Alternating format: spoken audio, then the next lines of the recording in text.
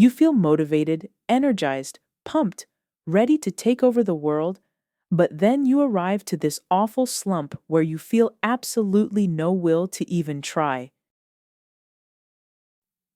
Here then comes the influencer worth millions of dollars, all from their down-to-earth personalities and life-transforming advice. They'll talk about their hustle, how they push themselves into shape, how they build their empires, how all you need to do is embrace the hate in your efforts, ignore what the body wants, be proud of your suffering. Never expect your mind to actually want to work and know your feelings are not worth listening to. So you follow everything they tell you to do. You meditate in a hot sauna, you sign up for an Ironman, you buy supplements, practice yoga, lift weights, get another degree, collect debt, read more books, glue to your phone to see your stocks, run a business that drives you crazy. And now you are successfully and completely overwhelmed and have no idea what to do. But why is that? If pushing ourselves is all that's needed, then why do the world's top athletes like Serena Williams and Michael Phelps also experience burnout and breakdown despite their talent, success, and confidence? This is where Stanford University's professor of psychology and TED Talk speaker, Dr. Kelly McGonigal, parses out why our approach to discipline will fail us at a biological level, and why we should consider a new definition of willpower in her book, The Willpower Instinct. McGonigal explains two important parts of the brain: the prefrontal cortex, PFK, and the amygdala. Think of the prefrontal cortex as our CEO who's in charge of advancement, strategy, and growth, and our amygdala is the emotional part of our personality that jumps for joy, doubts, feels overwhelmed, enraged, and breaks down into tears. If your PFK could talk, you would hear a voice that is already ready to bypass your impulses and cravings and pick better foods. A voice that is okay being uncomfortable and is okay putting in small efforts. A voice that understands that long-term wins are worth it, and understanding that tomorrow and the future are shaped by today.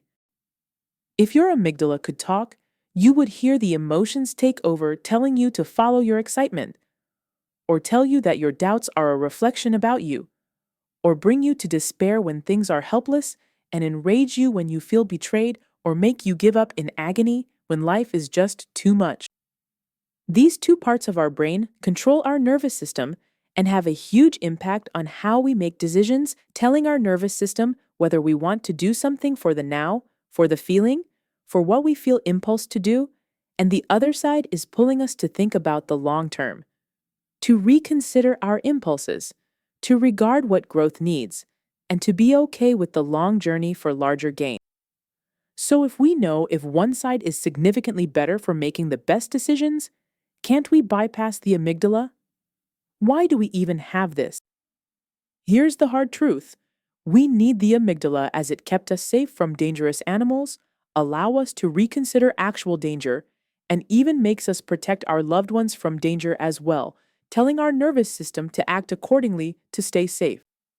Likewise, the nervous system enters into a state of peace and calmness when we embrace our loved ones, enjoy a satisfying meal, and enjoy beautiful views in nature. We have good news and some bad news. The amygdala experiences perceived reality as the same as actual reality. This means we enter a state of panic as much as running from a fire, watching the news about governmental policies that affect us, or having a bad workout that we don't feel like doing, or just thinking about a test we have to cram for. Then, our nervous system is excited when we hold a cute animal, or even think about winning $1 million check, or visualizing ourselves winning a race or accomplishing success with others. Our decisions basically are made with one formula: what the amygdala perceives as good or bad over what the prefrontal cortex deems as needed. Let's go over 3 examples where people wish they had more willpower. Let's say you're trying to study, but you would rather go party instead. Or trying to figure out whether you're going to the gym or play video games. Or how many can relate to asking whether you're going to eat a salad at home or treat yourself to your favorite dessert. In all these examples, we see how the amygdala is fighting with the PFK, but wanting and wishing for an agreement on what's best for the nervous system. Because what we can now define as willpower is looking at what the amygdala wants while working with what the prefrontal cortex wants as well. If you could Google your own brain to ask for more willpower, you would find 3 responses. Have compassion for yourself. Know that something is better than nothing and that your brain has tools you can build to bridge your amygdala and prefrontal cortex. Compassion is where we dispel the myth that we need discipline to make us grow and change, and where willpower requires us to be more compassionate towards ourselves. Let's say you are pushing yourself and bypassing your feelings.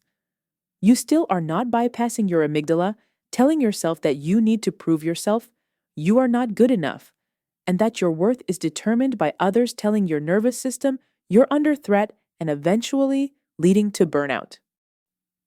But when you create the space for your amygdala and prefrontal cortex to work together, you realize that your emotions are meant to guide your personality to genuinely want to push your limits, to take pride in your efforts, and to work on creative approaches for a more enjoyable journey. Dr. Kelly McGonigal states that the best willpower strategy is the one you're willing to do. Meaning, start your journey focusing on your first step. Start tracking all these small efforts, whether you're marking a calendar or using a habit app. These small steps add up and beat any temporary blitz of unsustainable energy. Consistency and momentum with ease are the pillars of true willpower. Think of your brain no different, no less powerful, and certainly not less innovative as a computer that can be rewired for optimized performance. The amygdala and PFK are not competing against each other, they're not battling each other out, and are in fact, they are designed to work in perfect harmony. By knowing that your nervous system responds to perception as much as reality, you can take your hesitations and fears and see how you can develop a negative into a positive picture.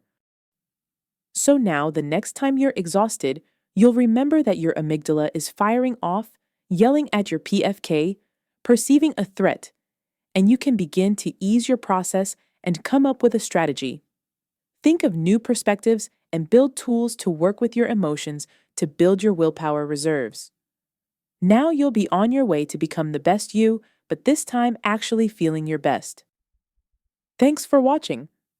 At Emotion-nomics, we're here to make sure you can use your emotions for a richer life. Click like and subscribe for more growth.